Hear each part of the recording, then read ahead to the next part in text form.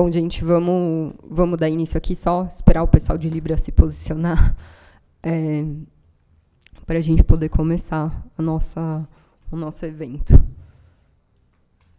A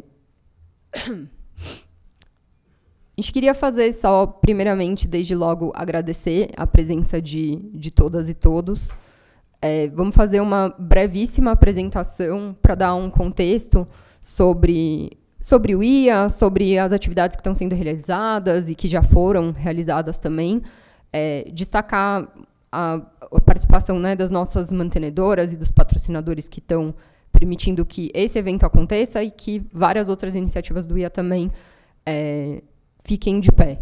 Então, esse evento, só para ciência de todos, né, está sendo inteiramente gravado, também terá tradução simultânea durante todo o evento. A gente vai ter uma pessoa falando inglês no último painel, mas a gente também tem a intenção de aumentar, enfim, o alcance das nossas intervenções aqui, disponibilizando depois essas gravações para que pessoas possam consultar o que aconteceu no evento. Então, sem mais delongas, vou passar a palavra para a nossa presidente agora, Silvia Fagá, para ela poder seguir.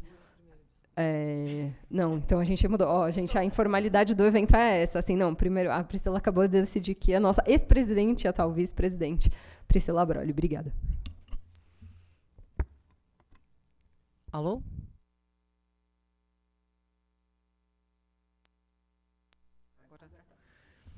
Bom dia a todos. Vocês veem que eu tenho dificuldade de sair da cadeira de presidente, né, pessoal? Porque, não, na verdade, a Silvia me pediu para iniciar aqui.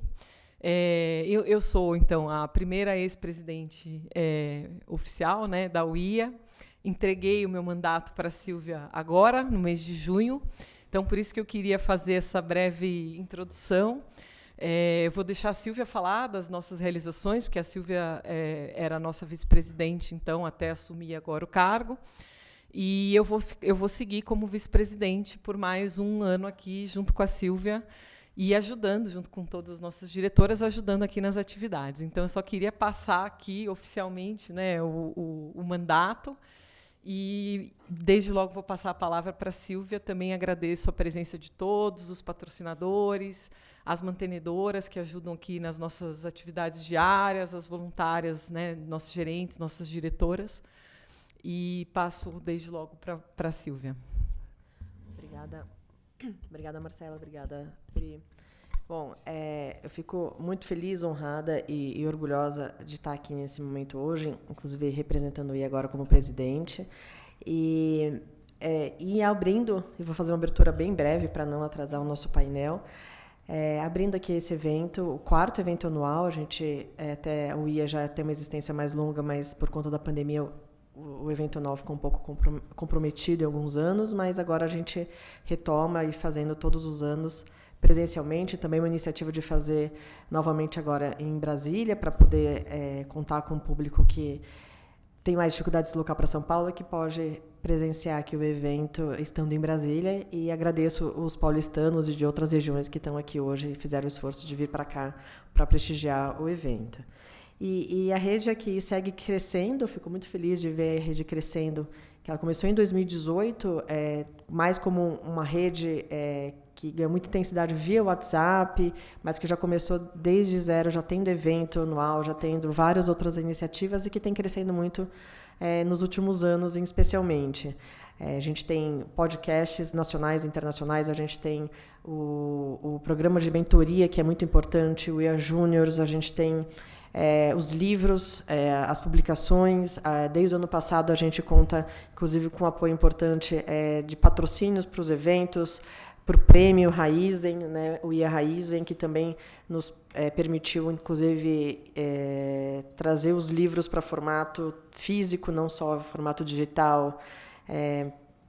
E a gente tem também outras iniciativas, várias outras iniciativas que a gente tem feito aqui, com o Café da Manhã, com algumas mulheres que assumiram posição de destaque no governo e que puderam, então, ter um ambiente mais seguro para interagir com a gente em um contexto mais seguro para conversar sobre questões de gênero e não só sobre a sua própria carreira. Tá? A gente avança, então, aqui hoje para esse 4º evento anual, mas vale antes até lembrar também do grande, talvez um dos eventos importantes que talvez tenha sido um marco, que é o ICAD, que hoje, esse ano, também será a 4ª edição do ICAD. Vai acontecer, como de costume, aqui em Brasília. A gente já começou, né, o edital já tá disponível. Em breve a gente vai ter também o próprio caso disponibilizado para as equipes.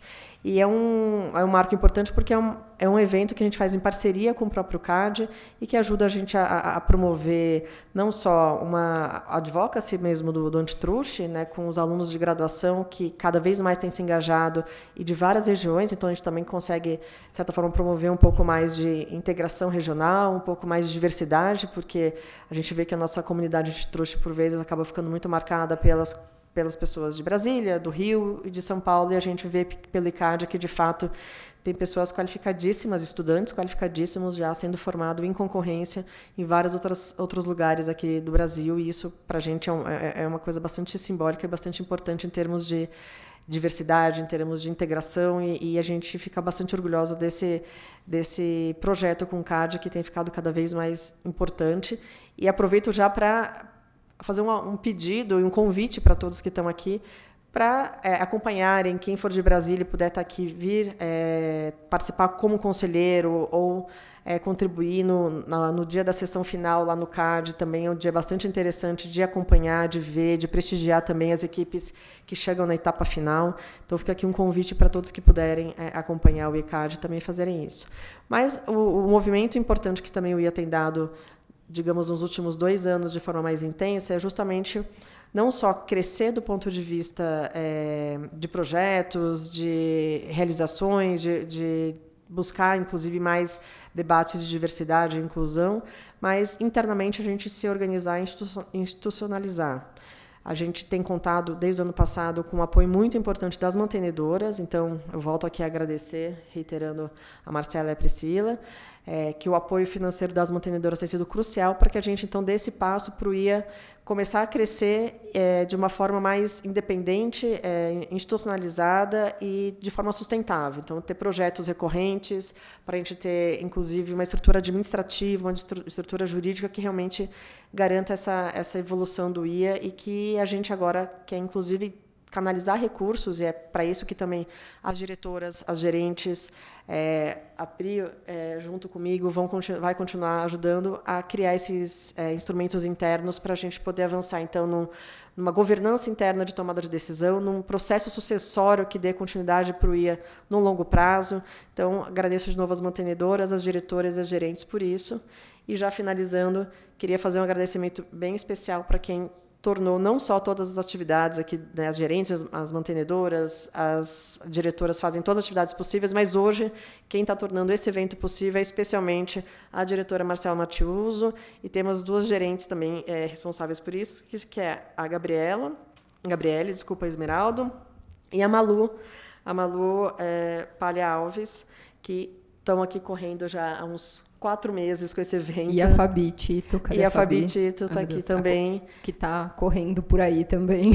Está aqui. A Fabi aqui, que vai fazer nossa mesa de encerramento. Vai fazer a mesa de encerramento. Então, agradecer muito, porque esse evento realmente é bastante demandante e já começamos muito bem. Queria já passar, então, a palavra para a Marcela, dar início ao primeiro painel. Muito obrigada a todos e a todas. Bom dia. Bom, obrigada, Silvia. Gente, eu só queria fazer um último agradecimento que, assim, de fato, é muito importante para nós. Como todo mundo disse, a gente está num esforço constante de institucionalização, né, para o crescimento da associação. E esse crescimento e essa institucionalização do evento anual, especificamente, não seriam possíveis sem os patrocinadores do nosso evento. Então, a gente tem expandido o alcance dos nossos patrocínios. Esse ano a gente está contando não só com escritórios de advocacia, com consultorias econômicas, como também com empresas. Enfim, vocês conseguem ver os nossos patrocinadores no banner aqui, né? Temos Ambev, temos Alvarenga e Marçal, a Amazon, diversos escritórios também que, historicamente, né, apoiaram a instituição, mas também novos apoiadores. Isso é muito importante, não só para o evento em si, né, mas para a nossa pauta ganhar alcance, ganhar penetração dentro do nosso universo do antitruste. Então, eu queria muito especificamente agradecer aos patrocinadores e, sem mais delongas novamente, chamar o primeiro painel, já que todos já estão por aqui, virtualmente ou presencialmente. Muito obrigada.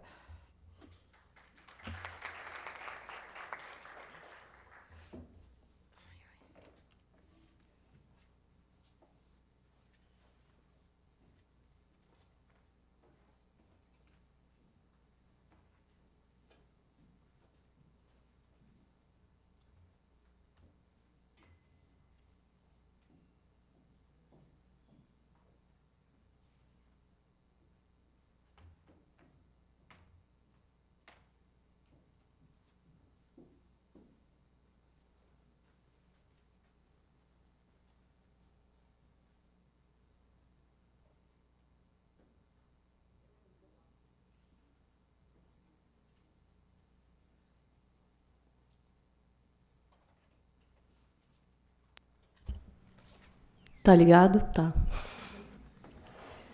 Bom, enquanto as nossas painelistas entram aqui, eu vou fazer coro a Marcela, dar bom dia a todos e agradecer a presença de vocês nesse painel de inteligência artificial e concorrência.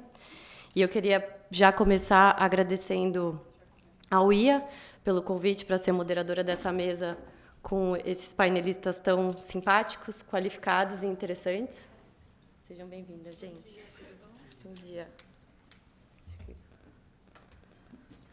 E também pela oportunidade de fazer parte desse evento da UIA, que, a despeito da Silvia ter falado do hiato da pandemia, já virou tradição. São 4 anos que todo mundo espera todo ano para chegar aqui no evento, então eu estou muito, muito feliz de fazer parte dele.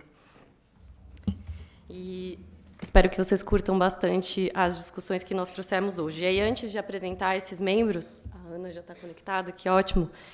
Eu queria tomar só uns minutinhos para explicar como que a gente pensou em estruturá-lo. Acho que o slide vai entrar?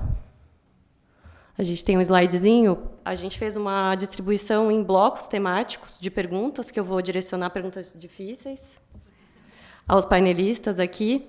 E vai nos acompanhar um slide que acho que deve entrar em breve, e vocês vão ver que nele tem uma definição atual da OCDE em relação a sistemas de inteligência artificial, que vai ser o nosso ponto de partida para a discussão, porque a gente até pensou, poxa, antes de entrar numa discussão propriamente dita em relação a regular ou não, como regular, a gente precisa entender do que a gente está falando, né? O que é inteligência artificial, quais são os impactos dela, quais são as suas complexidades. Então, a gente vai usar esse conceito da OCDE exatamente para começar a nossa discussão. E no slide também vai ter, vocês vão ver um QR Code, que tem um vote aqui, que tem uma perguntinha singela para vocês responderem. Assim que entrar, inclusive, eu vou pedir para vocês já começarem a responder, porque eu vou comentar esses resultados ao longo do painel, e vai ter um segundo QR Code que dá acesso a um Linktree com algumas sugestões de textos, enfim, que a gente achou interessantes e que serviram para basear esse painel. Assim, vocês podem aprofundar nos aspectos que vocês considerarem relevantes. Enfim, tomar uma água aqui. Brasília é muito seca, né? Para a gente que é de São Paulo é difícil. Obrigada.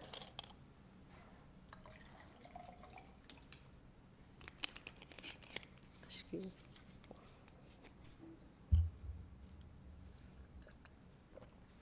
E sem demorar muito mais, para a gente não perder muito tempo com o painel, eu vou começar as apresentações. A Ana Patrícia, que nos ouve aqui remotamente. Ana, você está nos ouvindo?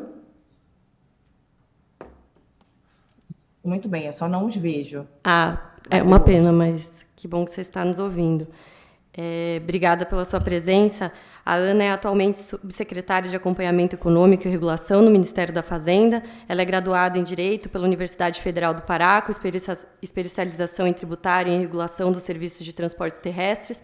Ela tem mais de 22 anos de experiência no setor público, tendo atuado na liderança de projetos na NTT, no Ministério dos Transportes, Portos e Aviação e na Casa Civil. Obrigada, Ana, pela sua presença. A Lilian Sintra, que está aqui com a gente do meu lado, é secretária de Direitos Digitais do Ministério da Justiça e Segurança Pública e já foi assessora do ministro Ricardo Lewandowski no STF. A Lilian é doutora e bacharel em Direito pela USP e coordenou o grupo Direito e Pobreza da mesma faculdade. Teve experiências internacionais como pesquisadora pela Faculdade de Direito de Harvard e também pela Sciences Po de Paris. Ela também já atuou como professora doutora substituta de Direito Comercial na UNB. O Felipe Roquette, aqui do meu lado, é servidor público federal da carreira de especialista em políticas públicas e gestão governamental, não gaguejei, e hoje é coordenador geral de análise antitruste da Superintendência Geral do CAD. Ele é bacharel em Direito pela UFMG, mestre em Ciência Política pela UNB e doutorando em Direito da Regulação pela FGV Rio. E a Carla Comarella, que está aqui conosco, vai representar brilhantemente a Arrow, que não pôde estar aqui. A Carla é líder de políticas digitais na Amazon Brasil, tratando de temas que incluem privacidade, inteligência artificial, entretenimento e pagamentos. Ela já passou por empresas como a 99, Google, Cielo e Patri. Ela tem mestrado em Gestão de Políticas Públicas pela FGV e bacharelado em Comunicação. Também participou do Programa de Gestão de Política Pública na Universidade George Washington. Sejam super bem-vindos, gente. Obrigada por terem topado esse convite. Eu estou bem animada. E aí... Deixa eu puxar um pouquinho. E aí, acho que já passando a discussão propriamente dita, como o próprio título do painel sugere, e até em razão dos projetos de lei que tramitam, e com recentíssima contribuição do CAD sobre a pertinência ou não de regular a inteligência artificial, a gente começa a discutir essa questão da regulação, mas, por outro lado, alguns especialistas e autores alertam para a necessidade de, antes de se discutir se e como, de que forma regular, a gente dar uns passos atrás e efetivamente entender melhor essas tecnologias. Ou seja, antes de achar a melhor maneira de adaptar as ferramentas existentes ou até mesmo de criar novas ferramentas, compreender de forma um pouco mais aprofundada o que a gente pretende regular. E até porque só um conhecimento mais detalhado nos permite compreender questões imprescindíveis para melhor calibrar esse tipo de regulação, como, por exemplo, diferenciar, sei lá, barreiras competitivas de meras barreiras à entrada de vantagens competitivas. E aí, como eu tinha mencionado no começo do painel, antes da gente pular para a discussão da questão da regulação e de ferramentas eventualmente disponíveis, nos pareceu adequado dar um passinho atrás para falar sobre a inteligência artificial em si mesma e a sua utilização. E, para isso, a gente toma a definição do OCDE, que eu vou ler aqui para vocês, acho que não entrou aqui no slide. Numa tradução livre, a OCDE coloca aqui, um sistema de inteligência artificial é uma estrutura baseada em máquina que, para fins explícitos ou implícitos, infere, a partir dos dados que recebe, como gerar respostas como previsões, conteúdo, recomendações ou decisões que podem influenciar ambientes físicos ou virtuais. Diferentes sistemas de IA variam em seus níveis de autonomia e capacidade de adaptação após a implementação. Então, a gente parte desse conceito e para dar o pontapé inicial, eu já jogo para o Felipe uma pergunta super fácil, e, na verdade, um pedido para você tentar resumir e explicar o que é inteligência artificial, quais são as suas complexidades, os agentes envolvidos, enfim, outros elementos que você considera relevantes para a gente partir para um debate mais aprofundado. Bem, em primeiro lugar, bom dia a todos. Queria agradecer ao IA pelo convite, na pessoa da Marcela Matiuso. Agradeço também a Camila pela organização do painel, debates interessantes nesses últimos dias.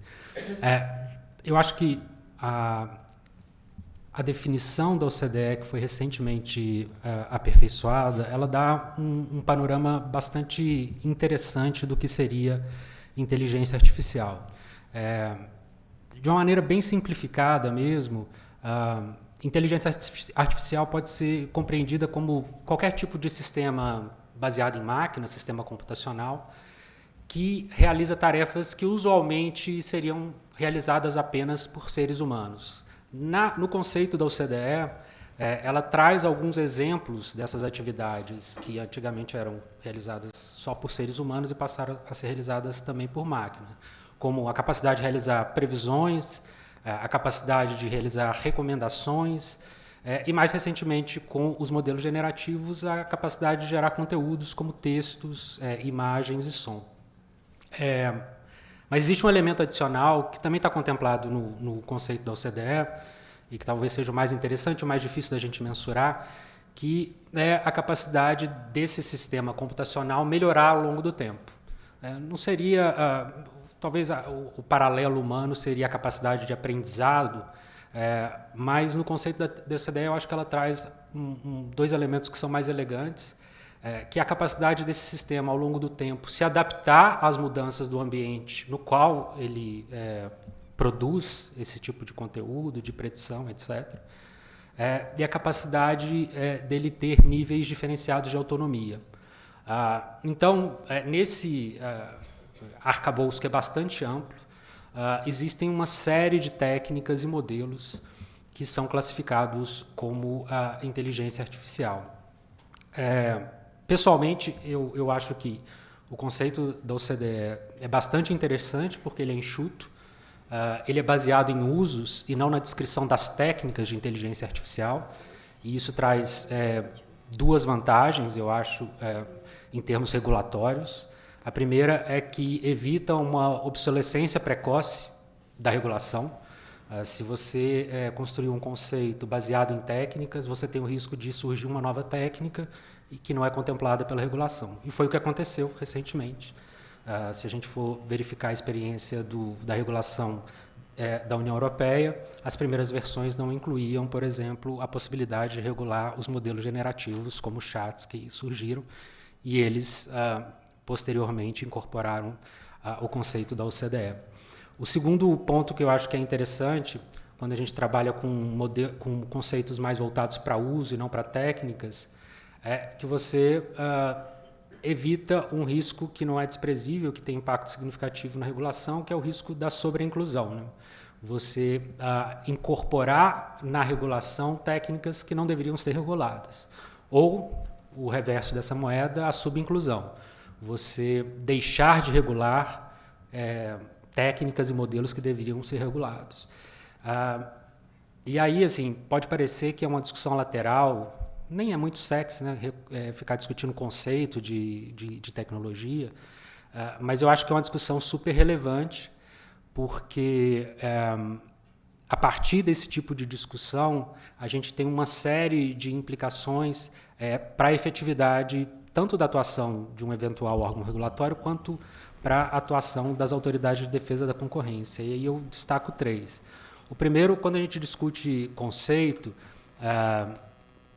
e consegue delinear um conceito comum desse fenômeno que se pretende regular, a gente consegue uma convergência regulatória mínima e permite a interoperabilidade regulatória, ou seja, várias jurisdições estarem regulando com base nas mesmas lentes. Da mesma forma, pensando aqui na minha perspectiva de servidor público, quando a gente está utilizando conceitos comuns, é muito mais fácil que as autoridades troquem figurinhas, troquem experiências, porque elas estão falando sobre o mesmo fenômeno. E também, eu acho que não é nada desprezível, quando a gente tem essa convergência conceitual, reduz bastante os custos dos regulados, já que eles estão respondendo ou, enfim, respondendo a instrumentos regulatórios sobre o mesmo fenômeno. Eu acho que, em relação ao que a Camila me perguntou, falar brevemente, destacar alguns pontos da complexidade que esse fenômeno nos traz, né? Tanto na perspectiva de regulação quanto de direito da concorrência. Se a gente for imaginar o mercado de inteligência artificial, a gente pode, de maneira bem simplificada, dividir em 4 componentes. Um componente de infraestrutura, onde estão os dados, as empresas que provêm serviços de servidores e armazenamento para treinar os modelos, as GPUs, etc. Existe um outro componente desse mercado, que são os modelos em si, ou seja, os códigos que implementam técnicas de aprendizagem de máquina, de redes neurais. O terceiro componente seria as aplicações, que são o que a gente interage, né? Os chats, os aplicativos, etc. E o quarto componente seriam os usuários, que não é apenas nós como consumidores, mas também empresas e governo. E isso traz complexidades bastante significativas quando a gente vê o mercado nessa perspectiva, porque em cada uma dessas camadas não necessariamente os instrumentos regulatórios e as formas de análise das autoridades de defesa da concorrência são as mesmas. Em cada uma dessas camadas, não necessariamente são os mesmos agentes econômicos que atuam. Há agentes econômicos diferentes em cada uma dessas camadas. E, finalmente, é importante que a gente destaque que as soluções regulatórias para cada uma dessas camadas deve ser adaptada à realidade de cada um desses submercados.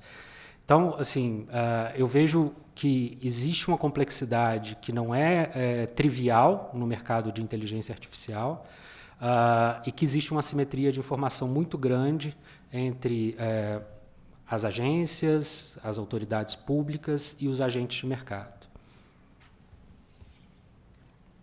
Obrigada, Felipe. Opa. Obrigada. Acho que foi uma explicação super didática para um tema espinhoso e, enfim, você tocou em muitos assuntos interessantes, mas eu queria destacar, acho que um deles que você falou, às vezes não é muito legal ficar discutindo conceitos, talvez seja meio entediante, difícil, mas acho que é essencial, né? Porque é o que você falou, a colaboração, nesse caso, é extremamente necessária e ela só vai ser possível na medida em que todo mundo falar mais ou menos a mesma língua, pelo menos, né?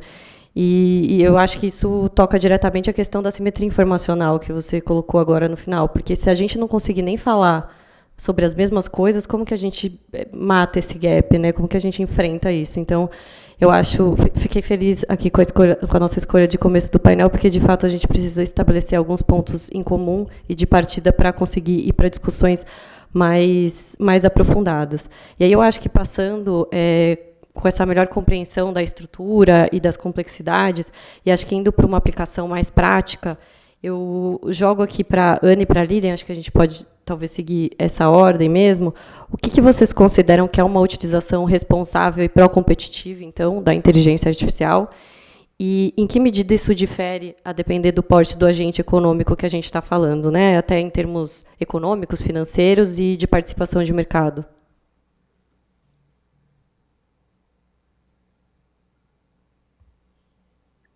Então, vou Lilian, já passo a palavra para você. Bom, gente, primeiramente, bom dia, Camila, Lilian, Felipe, Carla e demais participantes que dividem conosco esse momento. Que registro, ele deve ser comemorado pela missão que tem de fazer uma divulgação inteligente, democrática da defesa da concorrência. E eu, como mulher, ocupando, neste momento, a Subsecretaria de Acompanhamento Econômico e Regulação, a CEAI, dentro do Ministério da Fazenda, tenho muita empolgação de participar. E peço desculpas por não estar presente, apesar de estar em Brasília, mas às 10h30 eu tenho um compromisso aqui dentro do Ministério, do qual eu não pude, enfim, deixar de participar, mas, enfim, não, de modo algum deixaria também de participar desse momento aqui, ainda que seja virtual. Então, é um enorme prazer estar aqui com vocês. E, bom, gente, quando estamos aqui falando de mercados digitais e tendo esse papel dentro do Ministério da Fazenda, é importante fazer alguns registros que estão muito ligados à própria atuação do Ministério. Então, é importante a gente ter a visão de que nós precisamos elevar a produtividade do país e os serviços digitais têm esse enorme potencial. A produtividade dos serviços digitais é 3 vezes mais que dos demais serviços. Ele representa 9% do valor adicionado ao PIB brasileiro. O salário médio é o dobro do salário dos demais serviços. E por isso é que a gente enxerga esse assunto como sendo super prioritário, porque ele realmente é um ascendente como fonte de emprego, geração de renda, enfim. E agora falando um pouco da utilização da IA, a nosso ver, a gente deve ter a visão de que ela deve ser equilibrada entre as oportunidades e os riscos, entre a inovação e a regulação.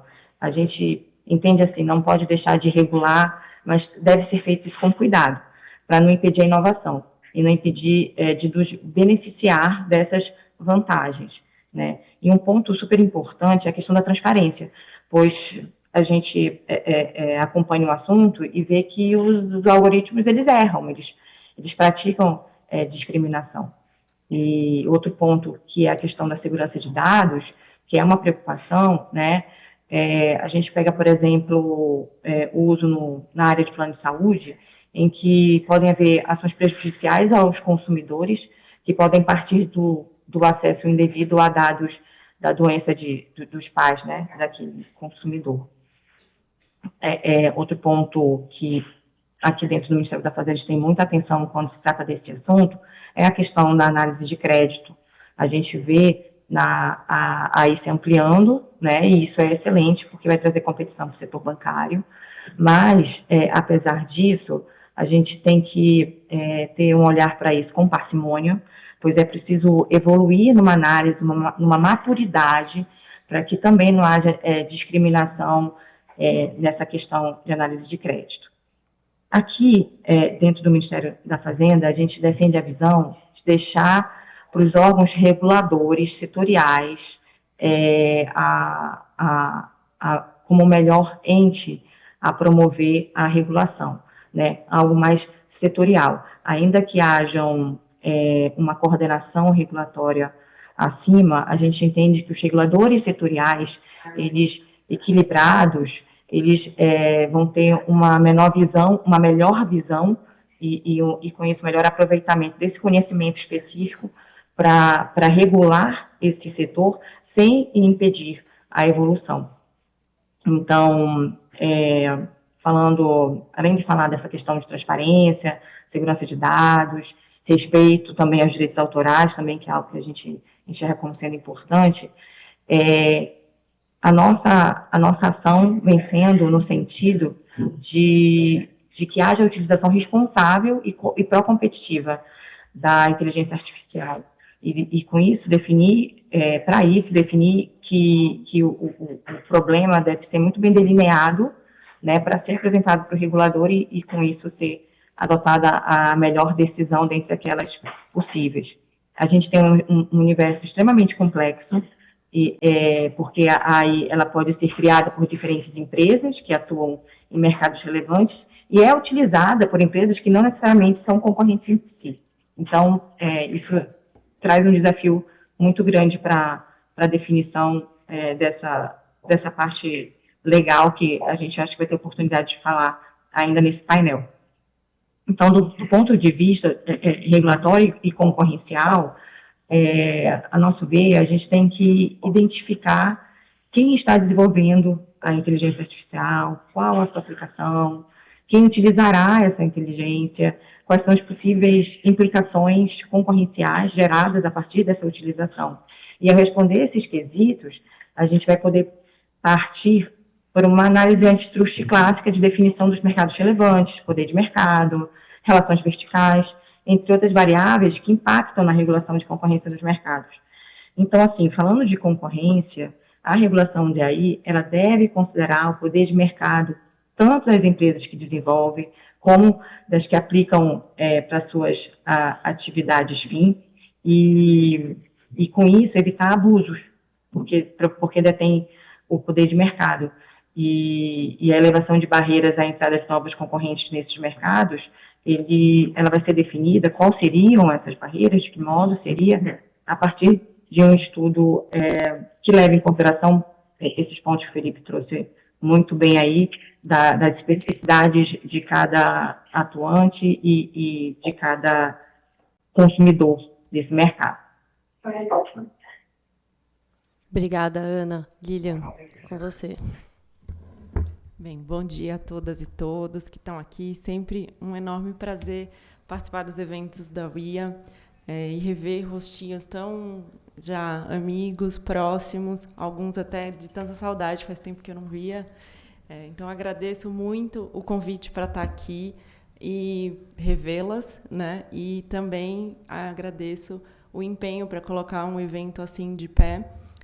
As discussões que a gente acaba participando muito em termos de tecnologia, discussão de regulação, são predominantemente masculinas, e estar num evento em que a mesa é predominantemente feminina e a audiência feminina é muito importante. Assim, a gente vê que os espaços precisam ser abertos, e não é que não existe interesse das pessoas no tema, mas é que existe mesmo uma questão nossa, estrutural, com relação a esses problemas, e que a gente tem que endereçar dessa forma como o IA tem feito, de forma, enfim, que tem feito tão intensamente, com tanto cuidado e com tanto resultado. Então, eu tenho muita satisfação, muito orgulho de ter sido um dia diretora da UIA, de permanecer em contato com vocês, de ver a rede sempre crescendo e, sempre que possível, poder contribuir, nem que seja com um pedacinho, como hoje aqui. Então, também, além de agradecer o convite, eu parabenizo a organização pelo evento e faço isso aqui nas pessoas das diretoras, a Priscila, a Silvia, a Marcela e, enfim, todas as outras pessoas da organização que estão aqui também, estão super de parabéns. E também agradeço a audiência por estar aqui num dia de manhã, cedinho, discutindo esse tema que é bem árduo e que tem sido aí foco de bastante debate intenso. E acho que a tendência vai ser a gente debater isso cada vez mais, e tem sido sempre um prazer poder contribuir, porque eu acho que é um tema que merece um amadurecimento mesmo de todas as frentes.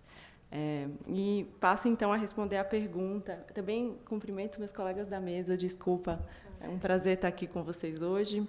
E indo direto para a pergunta, né? Acho que, primeiro, uma coisa super importante que foi trazida aqui pelo Felipe, com relação à definição do que é inteligência artificial. E eu acho que é super importante, quando a gente está pensando nesses tipos de tecnologia, a gente considerar que tem mesmo, né, um lado da tecnologia, que é esse avanço da inteligência artificial generativa, fundacional, enfim, o nome que quiser dar, e que ele ainda é uma tecnologia bem desconhecida, e que, inclusive, quando a gente começou a discutir regulação de inteligência artificial há alguns anos, sequer existia, e tem crescido de forma um tanto quanto exponencial. Mas acho que o outro lado da moeda, e que precisa estar muito presente na mesa, é o tipo de inteligência artificial que hoje as empresas adotam, que é, basicamente, uma gestão de dados. E tem muita coisa voltada para processos internos das empresas que não necessariamente tem todo esse glamour que a inteligência artificial hoje tem. Então, quando a gente está pensando em mecanismos de regulação, a gente precisa lembrar do impacto que isso tem também na forma como as empresas se organizam e no seu próprio dia a dia.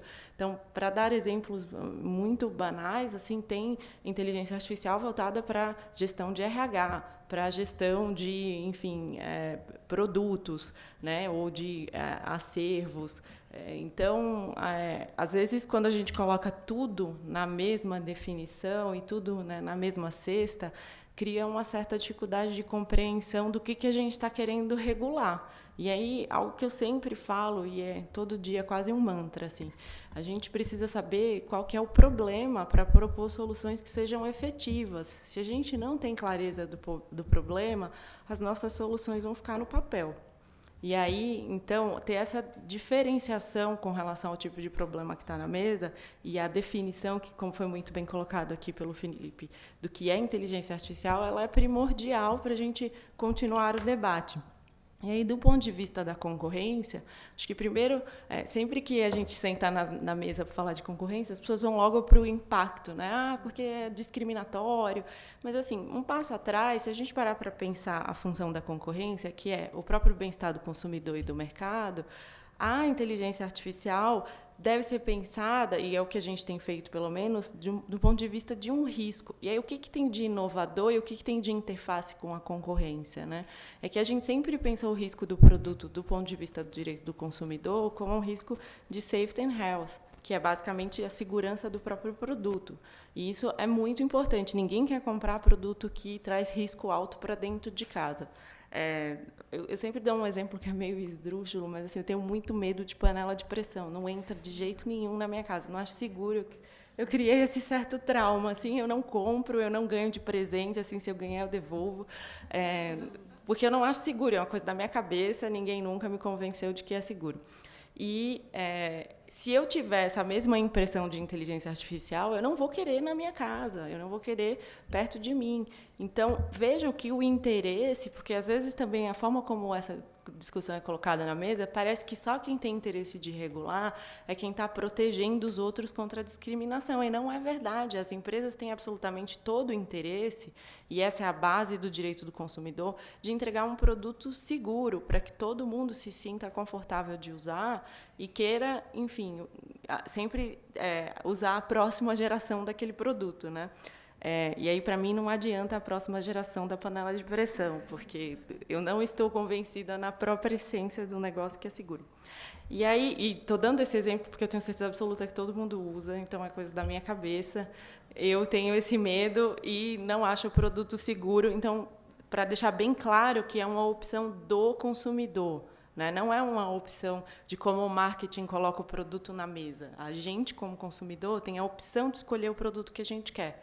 E aí, então, quando a gente pensa que já existia essa regulamentação, já existe, na verdade, essa regulamentação de direito do consumidor para lidar com risco, por que a gente está discutindo, então, regulação de inteligência artificial? Porque existe um novo risco de inteligência artificial que o direito do consumidor nunca trouxe para dentro da mesa, que é o risco voltado à discriminação, que é considerado, na verdade, uma violação de direitos fundamentais. Quando a gente começa a pensar, né, de onde vem essa preocupação, no antitrust, ela vem numa preocupação com a concorrência. Na inteligência artificial, ela vem de uma preocupação com direitos humanos.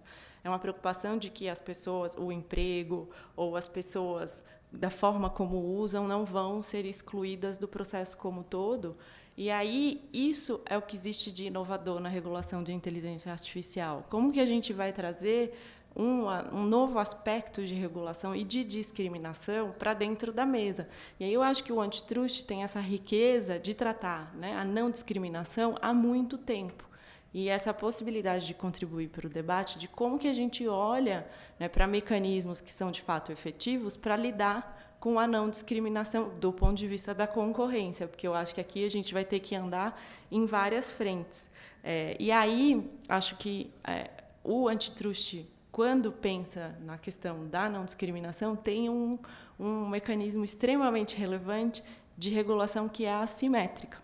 E que é isso que a gente tem tentado sempre trazer para dentro das discussões de inteligência artificial, porque, assim, não discriminação é muito amplo, e não é todo mundo, do ponto de vista do antitrust, que tem poder de discriminar.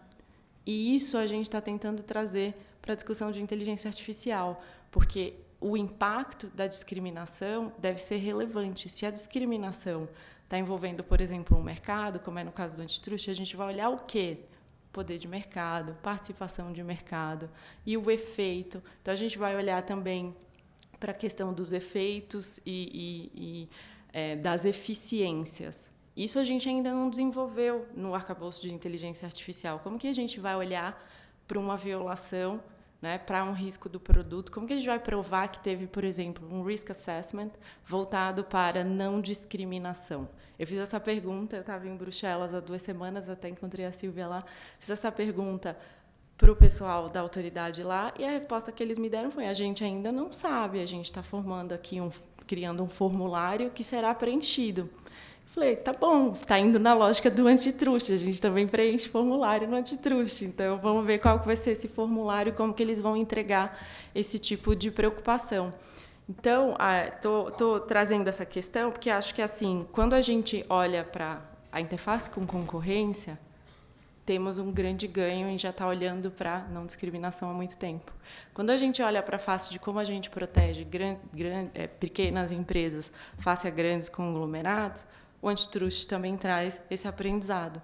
Então, acho que a gente tem muito a contribuir para o avanço dessa discussão de regulação de inteligência artificial, com os aprendizados do que a gente já tem feito no antitrust, e acho que existe já aqui um amadurecimento de ferramentas do ponto de vista, né, do que a gente já tem na nossa lei, do que a gente já tem no próprio CAD, né, de como lidar com essas questões, e até um aprendizado do que funcionou e do que não funcionou. Eu sempre falo, até às vezes num tom crítico, né, que às vezes o CAD solta seus relatórios e quanto à conduta sempre tem. Esse ano não deu tempo, ano que vem a prioridade é condutas. Então, agora vai ser um excelente momento da gente priorizar condutas para a gente poder ter esses aprendizados e trazer para dentro desses outros debates, de como que a gente vai, de fato, lidar com essa questão da não discriminação e olhar que os outros países que hoje são usados como modelo, como a Europa, também está pensando nisso e pensando em ideias. Se a gente olhar também para o que foi trazido, né, na fala da Ana e do Felipe, a gente vê que tem, inclusive, organismos internacionais pensando nisso. Então, a OCDE está pensando nisso, o G20 tem uma área específica, né, uma thread só de inteligência artificial.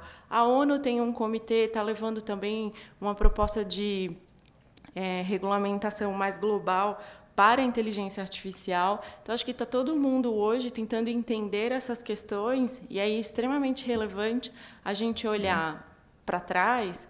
E quando eu falo olhar para trás, não é no sentido de retrógrado, é no sentido de experiência e de construção de um amadurecimento institucional, para a gente dar passos muito firmes, aprendendo com o que a gente fez no passado, tanto em termos de avanço como de erros. E aí acho que o papel do antitrust é extremamente relevante aqui. Ele não é único, a gente tem outras questões para frente que eu posso trazer outras visões também, não acho que ele será o único, a única frente que vai influenciar esse debate, mas eu...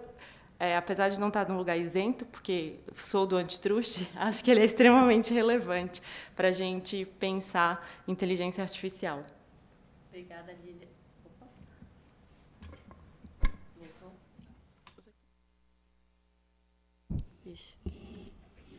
Obrigada. Alô, pronto. Só começar, antes de comentar a sua fala, Lilian, eu acho que o medo da panela de pressão é geral, tá? Não é só seu, por isso que eu levo a palavra da panela de pressão elétrica. Ela é segura, eu acho. Sobre o que vocês falaram, acho que com o risco de resumir demais, mas eu achei interessante que da fala da Ana a gente pegou um norte, né, de atuação das empresas que baseado em transparência, segurança de dados, respeito aos direitos autorais. Então, a gente já parte aí desse ponto para pensar um pouco como balizar a atuação delas.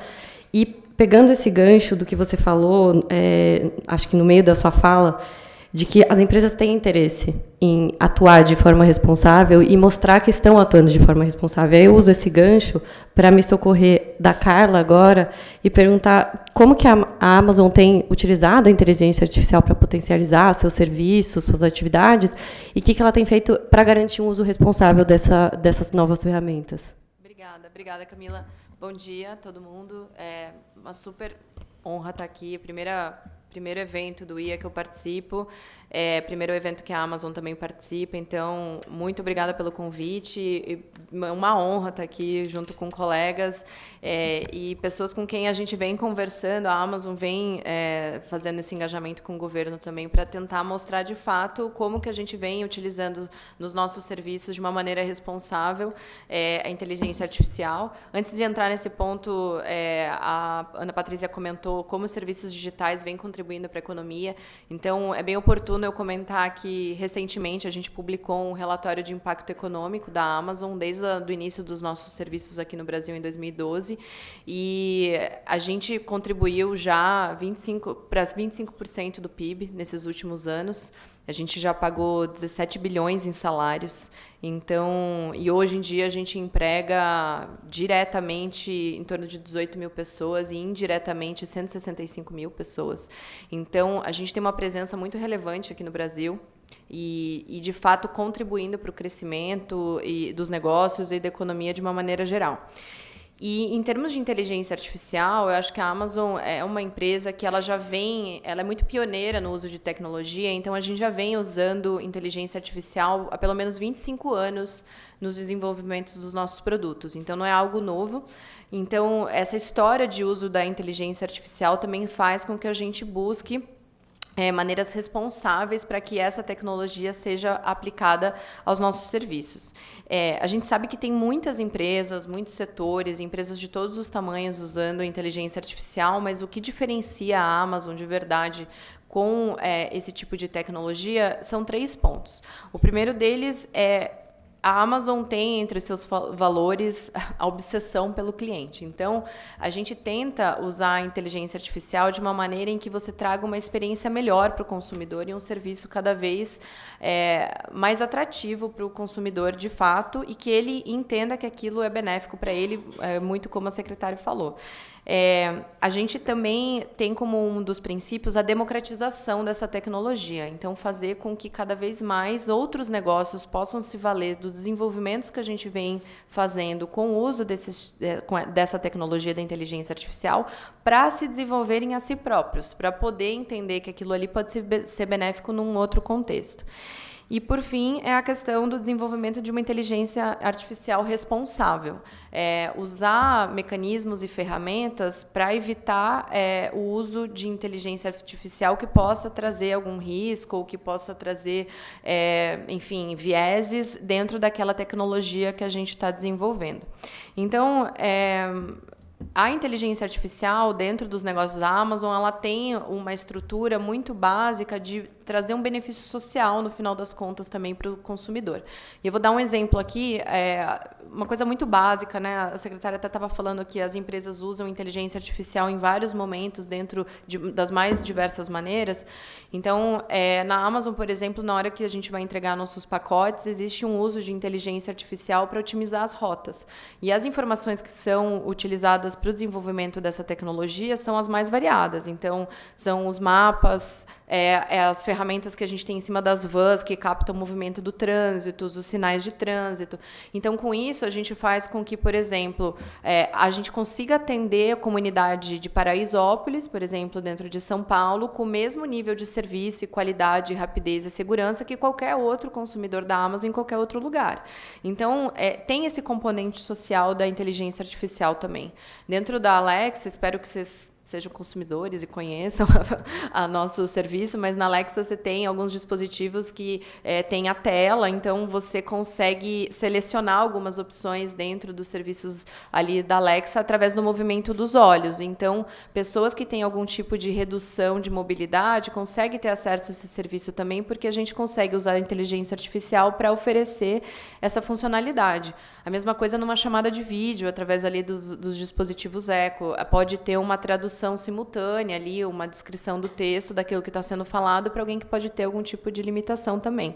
Então, a gente comentou aqui sobre direitos autorais, né, a secretária Ana Patrícia. A gente também usa a inteligência artificial, por exemplo, para mitigar infringimentos de propriedade intelectual e counterfeit dentro do nosso sistema, da nossa loja. E, globalmente, a Amazon assim, já falou que conseguiu desmantelar, inclusive, algumas organizações que estavam tentando fazer venda de produtos que estavam infringindo propriedade intelectual por conta da tecnologia que a gente estava usando para identificar esse tipo de comportamento. Então, acho que, de maneira geral, a mensagem geral que a gente tem para o uso da inteligência artificial nos nossos serviços é esse benefício social, a democratização. E a democratização, eu comentei, para ter acesso, para todo mundo ter acesso ao que a gente vem fazendo de pioneiro no desenvolvimento da tecnologia, até posso comentar um pouco depois, mas a gente já tem um número que, por exemplo, 100 mil desenvolvedores usam ferramentas que a AWS vem desenvolvendo para poder desenvolver seus próprios negócios. Então, é um número bem relevante e que traz esse componente de ampliação da concorrência dentro dos mercados também, porque você está colocando mais acesso àquilo que está sendo disponibilizado de ponta de tecnologia. Então, a gente está muito entusiasmado, é o que eu posso falar, com os desenvolvimentos até hoje. Acho que tem uma corrida muito grande sobre como que você usa a tecnologia de uma maneira mais eficaz para o seu consumidor.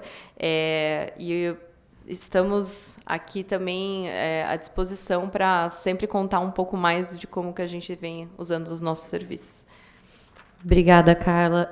Do que vocês falaram, eu achei muito interessante a parte de que a inteligência artificial está aí há muito mais tempo do que a gente percebe, né? E que está em serviços, como a Lilian falou, muito mais triviais do que às vezes a gente imagina, porque você pensa em inteligência artificial e pensa em coisas gigantes, intocáveis, e, na verdade, ela está no nosso dia a dia. Até percebo que, para além de entender a inteligência artificial, para a gente conseguir avançar nos debates, eu preciso para usar melhor minha Alexa, que eu acho que eu estou usando poucas funcionalidades. E eu acho que, dentro do que a gente falou, e a Lilian mencionou, a gente tem que entender primeiro o problema para endereçar soluções, que sem isso a gente não consegue avançar. Acho que também a gente tem que olhar, como você também já tocou um pouco, no que a gente tem disponível já para entender. Preciso criar novas ferramentas, já temos ferramentas suficientes. E aí, para isso, vou abusar um pouco de você, Carla, e te devolver a palavra de novo, para entender de você, na sua visão, o que a gente tem é suficiente? Se não, o que falta? E quais os riscos que você enxerga na implementação de uma regulação específica? Claro. É claro que, como todo mundo comentou aqui, a gente tem muito risco e desafio em regular uma tecnologia como inteligência artificial. Mas o que a Amazon vem fazendo, de fato, é esse engajamento com os reguladores e com os parceiros de governo para justamente explicar como que é feito o uso das diferentes maneiras de uso, na verdade, e para a gente garantir que a gente tem uma regulamentação que trate desses riscos, ao mesmo tempo em que você não inibe a inovação. Então, acho que 2 pontos principais que a gente vem tentando trazer para os reguladores, e toda vez que a gente vem trazer essa discussão de regulação da inteligência artificial, uma é esse conceito que a gente vem discutindo aqui, que inteligência artificial é uma tecnologia de uso geral. É como se fosse um motor elétrico. O motor elétrico ele é utilizado no liquidificador, no carro, né, elétrico e para fazer, enfim, produtos de saúde, enfim, máquinas e tudo mais. Então, assim como o motor elétrico, a inteligência artificial ela é utilizada nas suas mais diversas formas. O que muda é como que ela está sendo utilizada, o uso dela e qual que é o risco adicional que está sendo colocado naquela atividade por conta do uso daquela tecnologia. Então, vou dar um exemplo, de novo, aqui de um serviço da Amazon. A gente lançou em fevereiro um serviço de assistente de compras que se chama Rufus, que, por sinal, Rufus é o nome de um cachorrinho de um dos funcionários da Amazon, que estava lá há 15 anos. Eles resolveram homenagear o cachorrinho dessa tecnologia. E, então, se chama Rufus, que basicamente é quando você está comprando no site da Amazon, você pode acionar essa inteligência e falar, Rufus, qual que é a diferença de um tênis de corrida para um tênis de academia? E vai te responder ali como um assistente pessoal. Então, o risco associado a esse tipo de serviço ele é diferente de um risco quando você usa a inteligência artificial para o diagnóstico de doenças, prescrição de medicamentos e tudo mais. Então, esse ponto de entender o uso geral da inteligência artificial e encaixar ela dentro dos seus usos, entendendo os riscos, é o primeiro ponto que a gente tenta fazer quando faz esse engajamento sobre a questão da regulação. O segundo ponto é que a gente precisa levar em consideração o que a gente já tem de arcabouço regulatório, que é o que a gente está falando aqui. Então, temos leis muito sólidas de defesa do consumidor, de direitos de privacidade.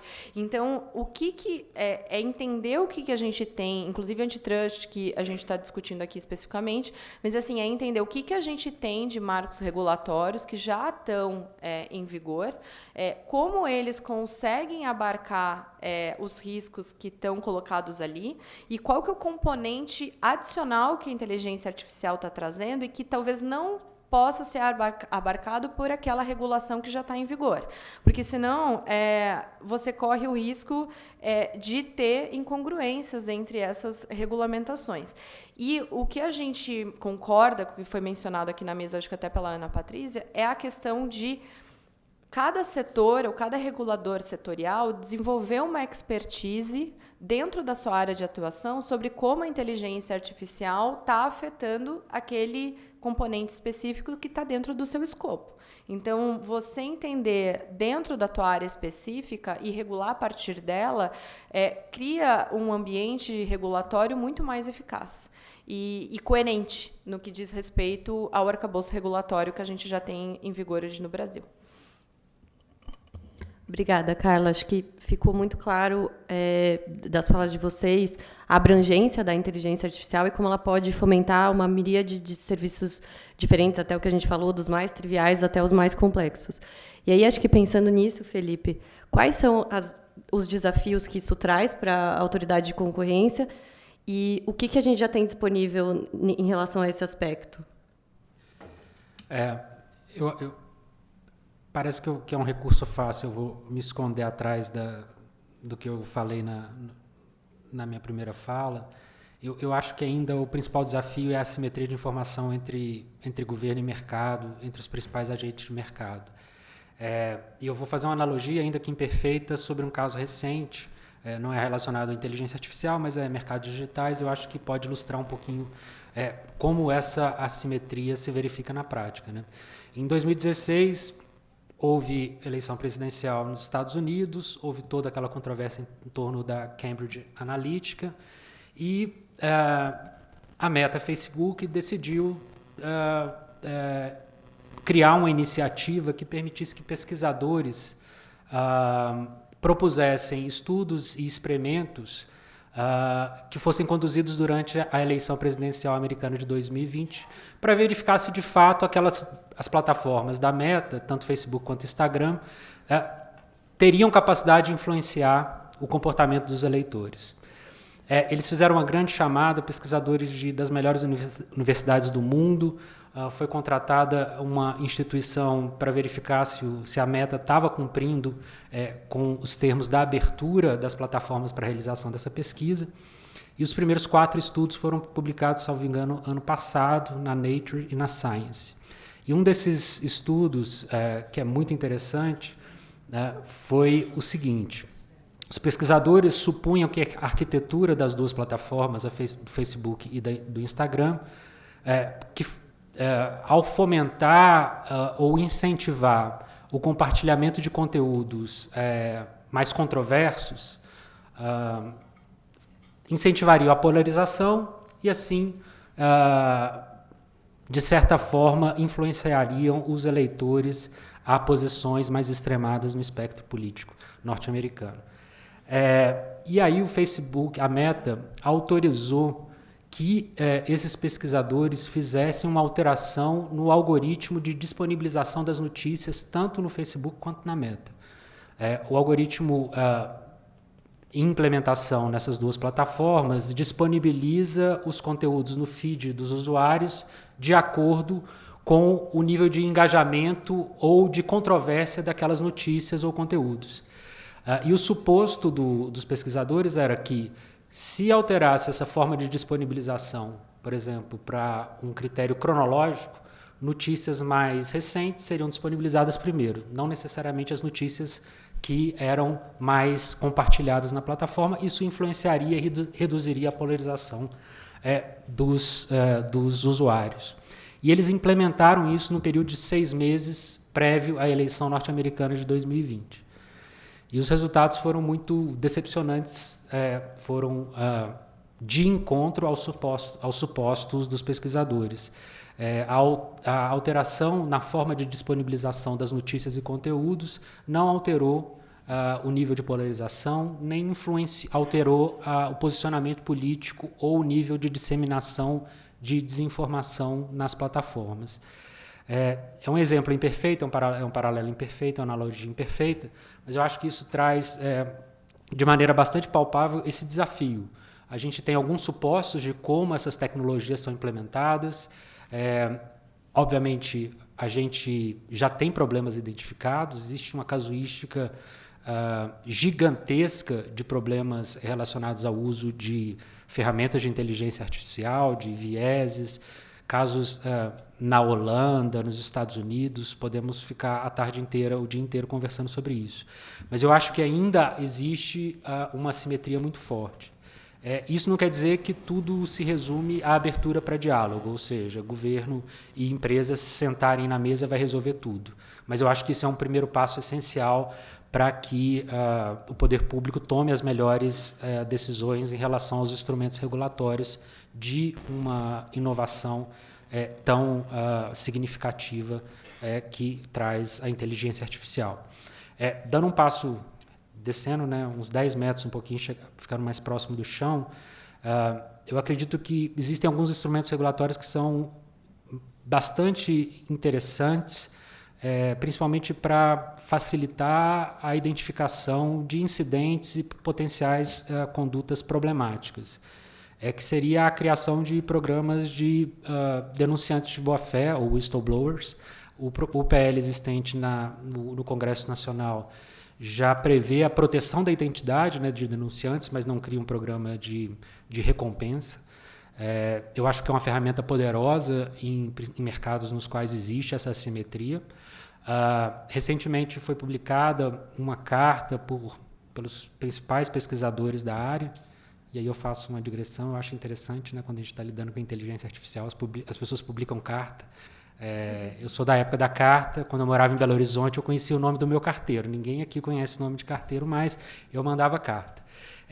Mas as principais referências quando tratam de segurança e análise de risco de inteligência artificial publicaram uma carta recentemente, na qual eles sugerem uma iniciativa que eu acho que também muito interessante, que é o banimento de cláusulas de contratos de trabalho no mercado de IA que proíbam os funcionários de criticarem suas empresas. Que era uma cláusula, por exemplo, que existia em uma das principais empresas do setor. Agora, vamos dar chegando mais perto do chão, eu acredito que o ferramental analítico hoje das autoridades de defesa da concorrência já são um passo inicial bastante importante, ainda que imperfeito, para lidar com essa realidade nova. Mas eu acho que a casuística que já existe permite que, tanto em relação a condutas horizontais quanto condutas unilaterais, a gente já tem um ferramental que, com as devidas adaptações, a gente consegue lidar com essa nova realidade. Perfeito, Felipe. Obrigada pelas explicações. Acho que de tudo que a gente discutiu até o momento, dá para concluir. É difícil concluir muita coisa, mas acho que o que fica claro é que a gente tem que agir com cautela, com parcimônia, que tudo tem que ser muito bem pensado. E aí eu queria fazer uma provocação para a Ana, nesse sentido. Você enxerga quais riscos, né? E se você enxerga riscos na demora da implementação de uma regulação específica, e, por outro lado, quais são os riscos que você vê de uma regulação talvez apressada e, porventura, mal calibrada? Ótimo, obrigada, Camila, pela pergunta. Antes de mais nada, falando um pouco aqui do nosso trabalho, é importante dizer que o Ministério da Fazenda ele está elaborando, né, um estudo sobre regulação de plataformas digitais de forma geral. Nós realizamos um evento no final de abril, em parceria com o IBRAC, em que a gente realmente discutiu de forma bem profunda o assunto de plataformas digitais, né, onde também há uma interface com que a gente está tratando hoje. E essa tese foi super proveitosa, foram dezenas de contribuições. E aí, falando um pouco, então, dessa questão de demora em si, é importante dizer que é a partir dessa interação que é necessária que a gente vai buscar elaborar um relatório, né? E esse relatório ele vai levar em consideração os aspectos teóricos da regulamentação de plataformas. A gente vai querer também citar a experiência nacional recente, a apresentação considerando o contexto brasileiro, vários desafios, enfim, um estudo bem completo, e é a partir dessa colaboração que houve com o público, com a sociedade civil, juntamente com o Banco Mundial, com uma parceria do IBRAC, que a gente tem a melhor capacidade de desenvolver um estudo dessa natureza. E falando mais especificamente de AI também, nós estamos participando ativamente, profundamente, constantemente, diariamente, das discussões do PL 2338 de 2023, de autoria do senador Rodrigo Pacheco, que é objeto de uma comissão temporária no Senado, e a gente está analisando o relatório do senador Eduardo Braga, divulgado na semana passada, né? E aí, gente, falando então agora um pouco sobre os riscos na demora da implementação da regulação, sem dúvida eles existem, né? Ainda mais para esses setores que se transformam tão rapidamente, como é o setor de tecnologia. Mas o mais importante é que essa regulação ela seja feita após um amplo debate, né? E é porque é a partir do conhecimento dos vários atores e da visão tanto de especialistas assim, que a gente vai buscar um equilíbrio que vai levar em conta, como eu já disse, as oportunidades que esse setor traz e os riscos também dessa área.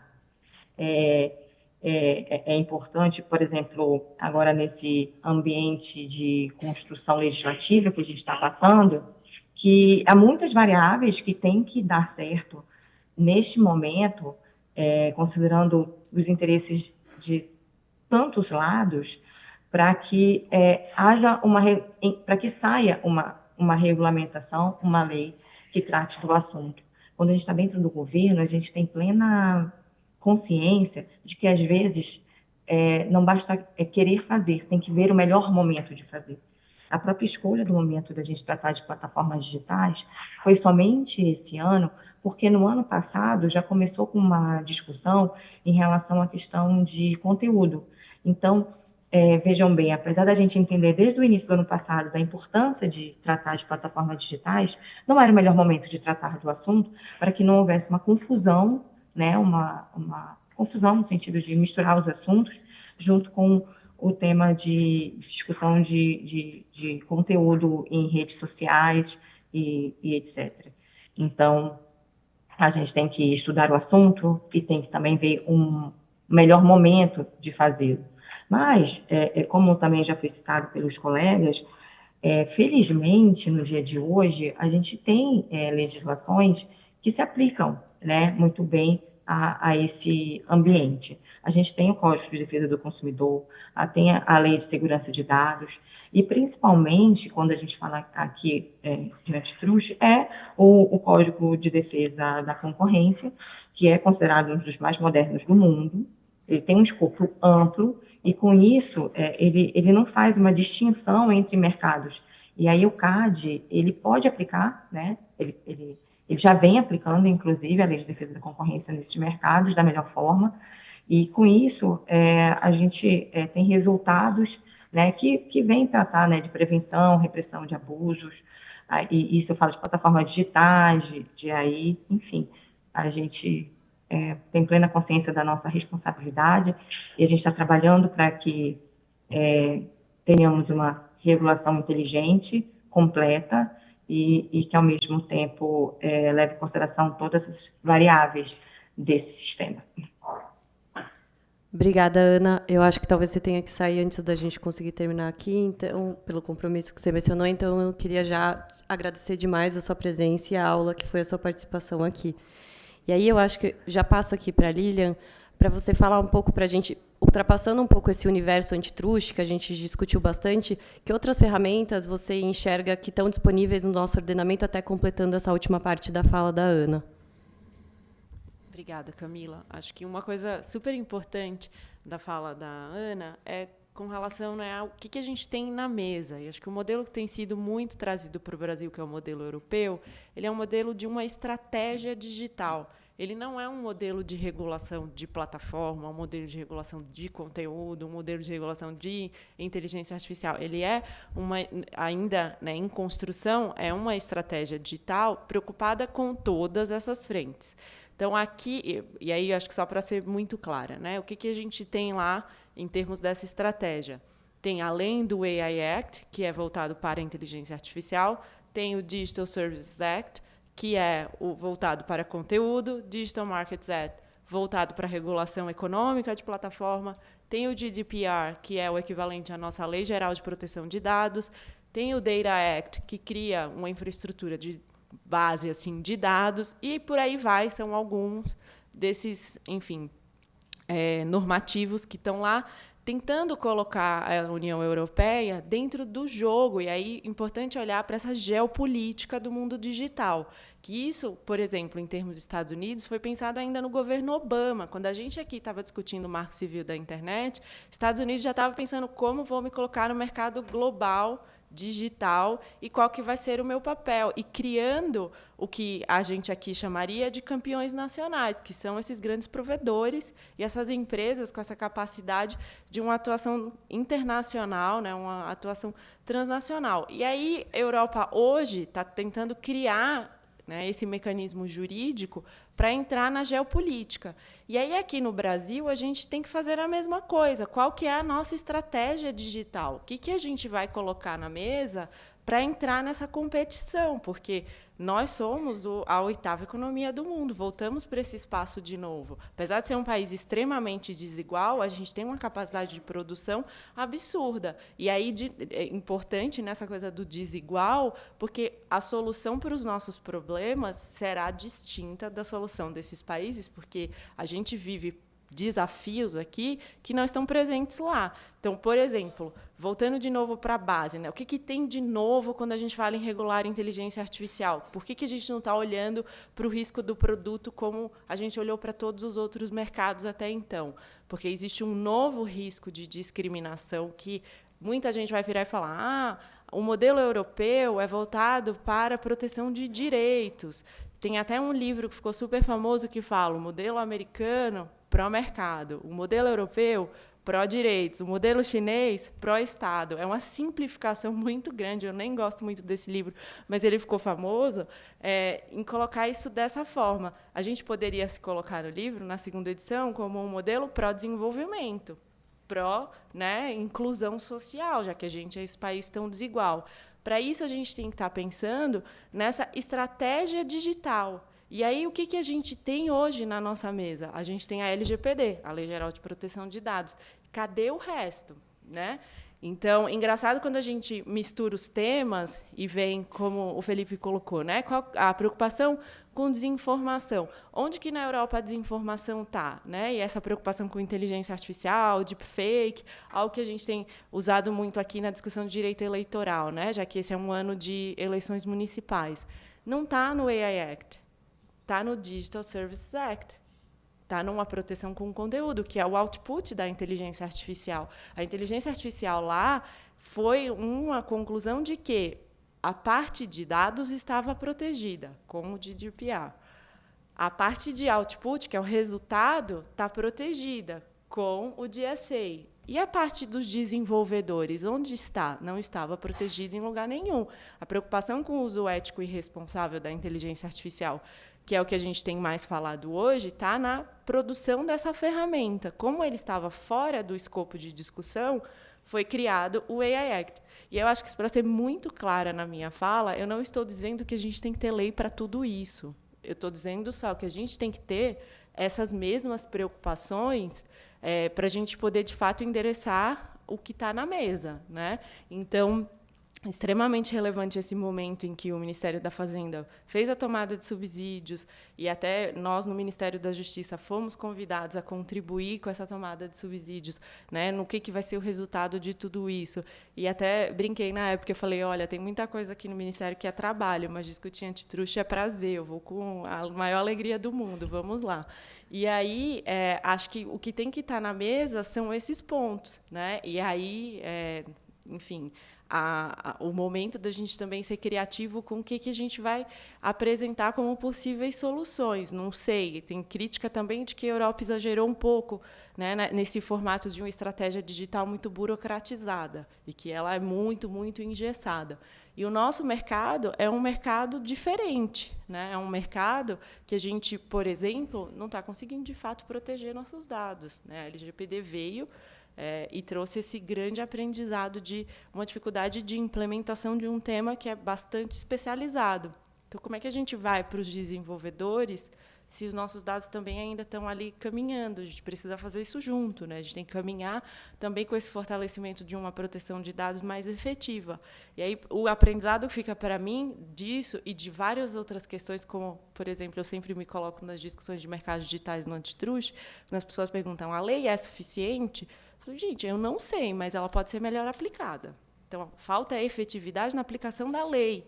Então, o que a gente vai colocar na nossa lei que tem efetividade? Porque não adianta a gente vir...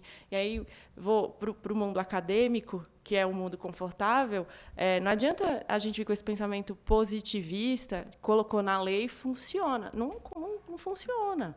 Né? Nem sempre o que está na lei vai funcionar. E aí a gente vai ficar nesse eterno debate, o que está faltando? Uma nova lei. E aí faz uma nova lei que não funciona. Então, vamos buscar dar efetividade à lei que tem e entender os gaps para pensar em novas soluções, mas sempre com essa preocupação e fugir desse pensamento positivista que as nossas escolas ainda trazem como predominante, de que colocou na lei é suficiente. Não será. E a lei vai ficar atrasada de uma forma muito rápida com novas tecnologias. Então, agora, a gente também tem que ser criativo em mecanismos que sejam, de fato, ali maleáveis, que tragam essa flexibilidade, para a gente não ficar pensando em uma nova lei a cada ponto. E aí, acho que, só para encerrar minha fala, a academia tem um papel extremamente relevante nessa frente. Primeiro, para a gente deixar de lado esse pensamento positivista. Segundo, para a gente entender esse diálogo das fontes, né? Diálogo das fontes é um termo muito usado no direito do consumidor, mas ele deveria estar ali na introdução do estudo do direito. As pessoas estão começando a enxergar só os seus próprios quadrados. Então, aqui é antitruste, aqui é consumidor, aqui é Lei Geral de Proteção de Dados. Isso precisa se conversar. Né? Aqui é Marco Civil da Internet. Eu brinco até que, gente, o Marco Civil da Internet é supraconstitucional na cabeça de algumas pessoas, porque nem a Constituição deve ser considerada na hora de aplicar os artigos que estão lá. Então, quando a pergunta vem aqui e fala, né, o que mais temos para lançar mão aqui, a gente tem um marco civilizatório extremamente pioneiro no mundo, que é a Constituição Federal. A gente tem, com base nessa Constituição Federal, leis que são super avançadas, como o Código de Defesa do Consumidor, o ECA, para a proteção de criança e adolescente. A nossa Lei Geral de Proteção de Dados também foi super ovacionada quando saiu. Então, a nossa também lei de defesa da concorrência também é uma lei muito pioneira. A gente compara com o que tem no resto do mundo, ela é muito avançada. Então, vamos dar efetividade ao que está na mesa e pensar onde estão os gaps para a gente endereçar exatamente esses problemas com essas novas soluções, considerando esse nosso papel estratégico, de como a gente se coloca no mundo, e com essa visão de diálogo das fontes. Talvez eu não consiga ver isso nesse exato momento que a gente está e nesse momento que estou no Ministério da Justiça como secretária de Direitos Digitais, porque isso demanda esse pensamento crítico no direito. Então, talvez o pessoal que está aqui hoje, que está na graduação, veja isso, né? Mas, assim, tentando também, para não abandonar as bandeiras, todo dia tem que ser um dia de otimismo novo, ver se a gente consegue algum resultado nesse sentido por aqui. Camila, só realmente, então, pedindo licença para ir para o próximo compromisso, agradeço demais o convite.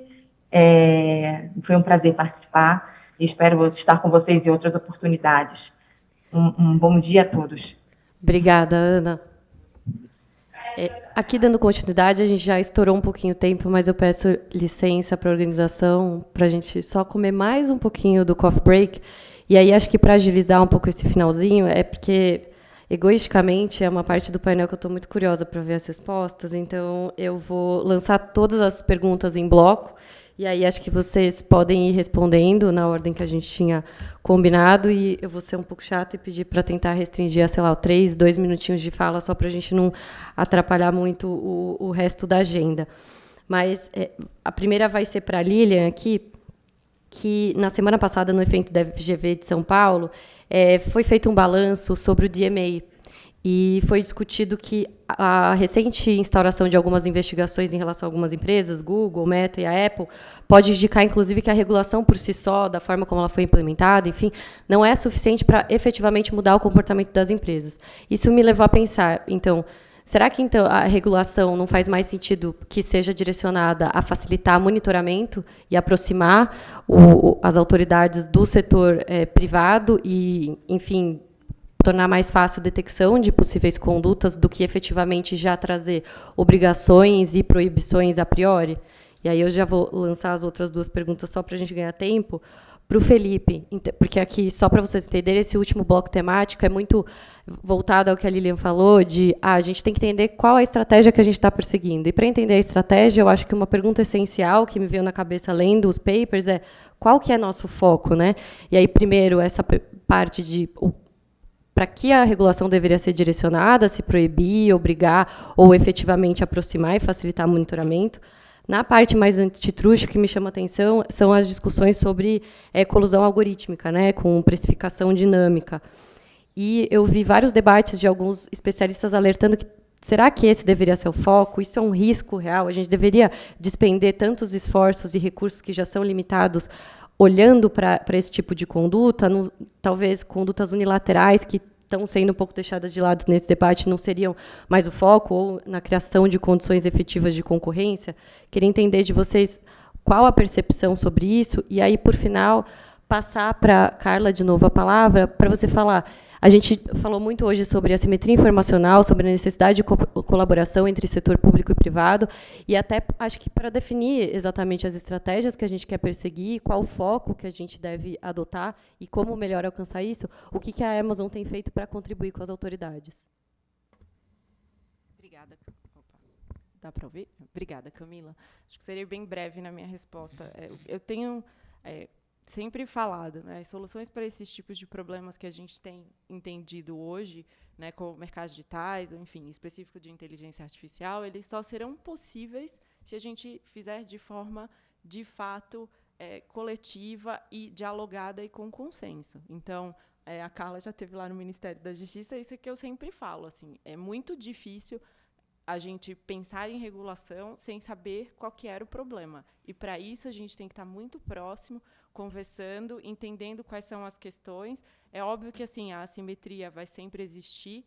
O ideal é a gente tentar diminuir o máximo possível para a gente poder conseguir, nessa mesa de negociação, chegar nas possíveis soluções. E aí, aqui, muito influenciada pelo fato de ser professora de Direito Comercial. Fui professora de Direito Comercial, especificamente recuperação judicial e falência, então, nada como uma grande Assembleia Geral de Credores, todo mundo preocupada pelo, né, interesse máximo da empresa para resolver as questões. Então, eu acho que assim, essa visão de governança frente a uma visão de regulação, né, esse debate que é regulação vindo de cima para baixo, governança indo de baixo para cima, a governança é uma solução muito melhor para a solução dos problemas, né? Porque a gente ouve todos os interessados. Então, extremamente importante a gente, aqui nesse caso, também aplicar dessa forma, e é isso que a gente tem tentado fazer, e acho que é isso que todo mundo que está envolvido tem tentado fazer. Então, até importante comentar, a Ana saiu, mas foi da fala dela, né, que o Ministério da Fazenda tem contribuído para a discussão do PL. Nós também temos levado contribuições e tentado participar dessa mesa de negociação da forma mais produtiva, construtiva possível, para a gente chegar nesses resultados, né, que são sempre os resultados, na minha opinião, ótimos. Quanto mais gente na mesa, quanto mais a gente ouve, mais os interessados têm esse espaço para colocar sua opinião, melhor. Então, acho que fica aqui essa visão assim, de vamos deixar esse lado, né, essa visão de regulação de lado e adotar cada vez mais essa visão de governança, que eu acho que ela é mais produtiva. Mas também agradeço essa última oportunidade de fala para, enfim, agradecer imensamente estar aqui hoje. Um grande prazer. Parabéns, Camila, pela condução da mesa inteira. Você é muito hábil, impressionante. E obrigada, pessoal. Camila, também vou ser breve. Eu concordo com você, eu acho que as autoridades de defesa da concorrência e as lideranças específicas do CAD e da Superintendência Geral têm toda a legitimidade de definir algumas prioridades. Mas eu ainda acho que a discussão dentro do CAD, isso nunca significou se apartar do debate que acontece lá fora. E a questão da escassez, eu acho que é um elemento unificador de todas as agências antitruste ao redor do mundo. Você vai nos foros internacionais, todas reclamam de falta de pessoal, recursos organizacionais ou financeiros, e essa variável não pode ser a definidora da política pública de defesa da concorrência. Mas, dito isso, eu acho que, de fato, é importante a gente ter um foco. O contexto atual, para mim, é um contexto muito diferente de 2 anos atrás, em termos dessa discussão, né, de colusão algorítmica. A gente está migrando de um cenário de incerteza, a gente não sabia se era possível algoritmos facilitarem ou conduzirem a colusão. Existiam alguns estudos experimentais com resultados contraditórios, mas eu acho que a gente está migrando para uma situação de risco que já é palpável, já é possível mensurar. Eu cito 2 casos que são públicos e que já estão em debate nos Estados Unidos, os casos de algoritmo para precificação de aluguéis em diversos estados norte-americanos e o caso de utilização de algoritmos para precificação de proteínas animais, que também já está judicializado nos Estados Unidos.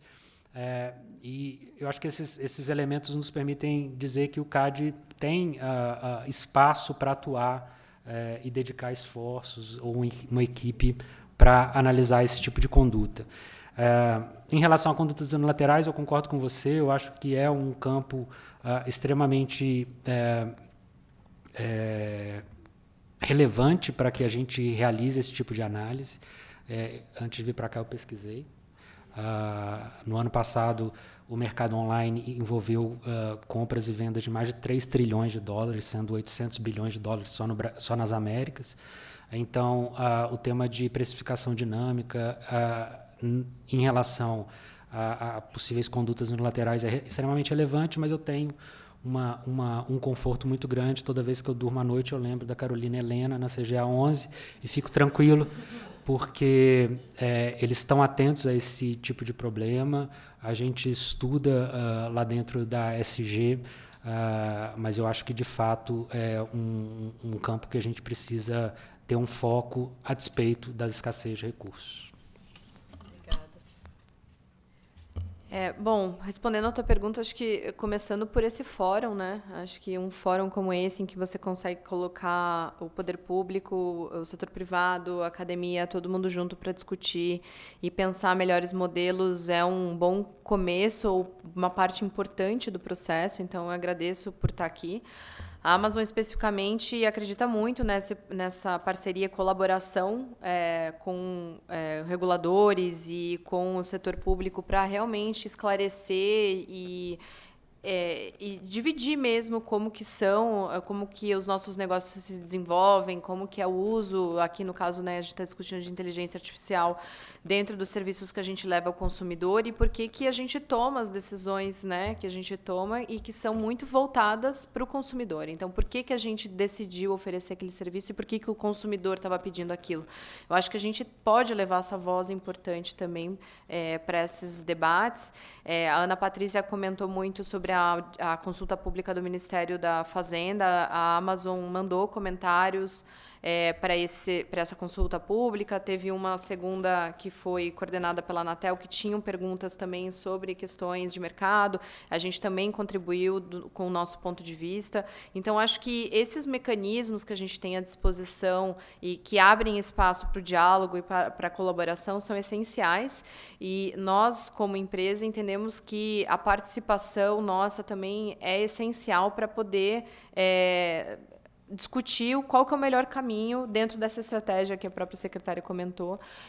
Então, a gente quer cada vez mais estar assim, sentado na mesa com vocês, como nessa oportunidade, para poder, de fato, dialogar e tirar dúvidas, enfim, mostrar como que a gente vem se desenvolvendo e contribuindo para o país. Então, obrigada mais uma vez por estar aqui junto com vocês. Para a gente não tomar mais tempo do COF também, porque a gente tem que voltar aqui pontualmente às 11, né, para a fala da ministra Aniele, eu queria agradecer muito as falas de vocês. Acho que a gente sai com muitas dúvidas ainda, mas com muitos pontos bem mais esclarecidos e iluminados. Então, eu queria agradecer muito. Só comentar a pesquisa que 92% aqui são pró-regulação, tá? Só para vocês saberem como ficou. E deu uma variada ao longo do painel, mas se partiu de, sei lá, uns 80%, só foi subindo. Então, só para vocês saberem qual foi o resultado. Obrigada demais por terem participado aqui com a gente, terem ficado essa quase 1h30 ouvindo, e espero que vocês tenham gostado e aproveitado os debates.